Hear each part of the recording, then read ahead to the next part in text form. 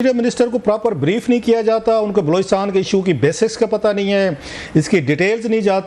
जानते कि वहाँ पे किस तरीके के किन मुश्किल हालात में हमारी फोर्सेस के नौजवान जो हैं वो ऑपरेट कर रहे हैं और फाइट कर रहे हैं। मतलब ये जो उनका बयान है ये मतलब इट्स माइंड बॉगलिंग कि इसका मतलब किसी ने प्रॉपर ब्रीफ ही नहीं किया उनको बलूचिस्तान में क्या हो रहा है। और प्लस ये मतलब इस मुल्क में कहना तो नहीं चाहिए, इतने बड़े दो वाक़यात हुए, इसके बाद तो इंटीरियर मिनिस्टर साहब को खुद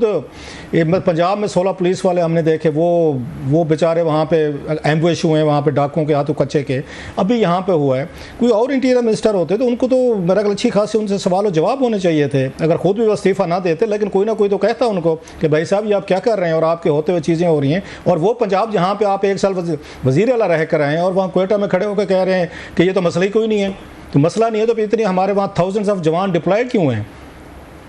आई थिंक उसकी जो सबसे बड़ी वजह है कि जो आप बिल्कुल बात ठीक कह रहे हैं, किसी और मुल्क में होता या कोई और वज़ीर दाखिला होता तो एटलीस्ट उनकी बड़ी बासपुरस होती, लोग उनसे मुतालबा करते कि आप मुस्ताफ़ी हों। लेकिन यहाँ पर आई थिंक जो मोहसिन नकवी साहब हैं, एवरीबडी नोज के क्या उनका कनेक्शन, तो शायद वो अपने आप को अकाउंटेबिलिटी या इन तमाम बातों से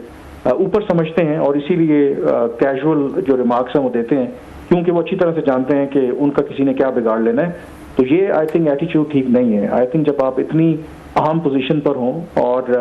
एक ऐसे मौके के ऊपर जब पाकिस्तान को जो इंटरनल जो सिक्योरिटी है, बड़े सीरियस चैलेंजेस आपको उनसे फेस करना है, तो at least we need an interior minister जो सीरियसली चीज़ों को वो देखे। और वो बिल्कुल आप बात ठीक कह रहे हैं कि एक रोज़ पहले दर्जनों मासूम जो शहरी हैं, उसमें फौजी जवान हैं, सिक्योरिटी के ऑफिशियल्स हैं, वो शहीद हुए हैं। और आप उस इशू को इतना लाइटर वे में करें कि ये तो कोई जैसे कोई गांव का मजाक उड़ाने वाली बात है, ये तो मजाक उड़ाने वाली बात है।